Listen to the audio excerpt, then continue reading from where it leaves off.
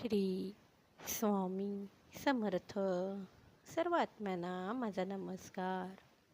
आपण जेव्हा आपल्या आईच्या कुशीत असतो तेव्हा सर्व सुख आपल्या पायाशी लोटांगण घेत असतं. म्हणूनच आपण नेहमी आईच्या सहवासात राहणं गरजेचं आहे.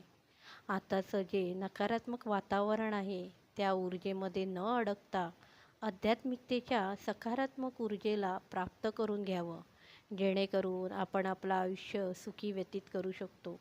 तसंच आईच्या ऊर्जेमुळे आपण इतरांना पण ह्याचे भागीदार बनवू शकतो.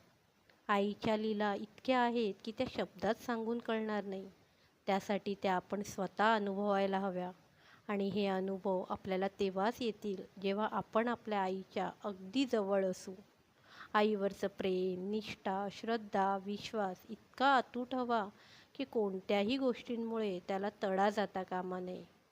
जर आपल्याला कोणत्याही नकारात्मक ऊर्जेचा त्रास होत असेल तर फक्त आईच्या नामाचा धावा करा.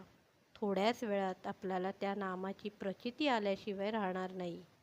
कारण काही क्षणातच आईच्या नामस्मरणाचा प्रभाव आपल्याला दिसून येतो.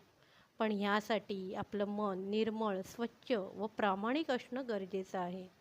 तरच हे अनुभव आपल्या वाट्याला येऊ शकतात. कारण आईची ऊर्जा इतकी पवित्र आहे की त्याचा भार प्रत्येकाला पेलवणं शक्य नाही. ती ऊर्जा तोच व्यक्ती पेलवू शकतो जो खरंच त्या पात्रतेचा असतो. श्री स्वामी समर्थ.